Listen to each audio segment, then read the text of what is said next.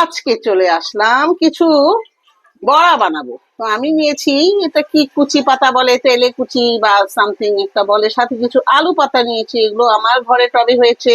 তো আমি এগুলো দিয়ে আজকে কুচি কুচি করে কেটে এগুলোকে চালের গুঁড়ো মিলিয়ে পেঁয়াজ কাঁচামরিচ দিয়ে একদম মজা মজা করে একটু ঝাল ঝাল করে হালকা হালকা মশলা মিলিয়ে রান্না করব একটি বড়া, যা ভাতের সাথে খেতে সেই রকম হবে।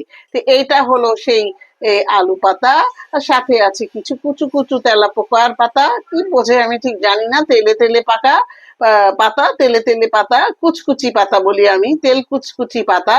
তো তেল কুচকুচি পাতাটা বলে ডায়াবেটিস রোগীদের জন্য অসম্ভব ভালো। তো আমার ঘরে আল্লাহ দিলে যাই হোক এটা প্রয়োজন আছে, এমনিও খাওয়ার দরকার আছে, বাচ্চাদেরও শিখাতে হবে এসব। তার জন্য নতুন নতুন কিছু বেরোলেই আমি সেগুলো নিয়ে আসি। তো আমি এগুলো এখন ধুয়ে নিয়েছি খুব সুন্দর করে। আমি এখন এগুলোকে কুচি কুচি করে কেটে নেব। কুচি পাতা, তেলের কুচি পাতা, আর আছে আলু পাতা, মানে মিষ্টি আলুর পাতা।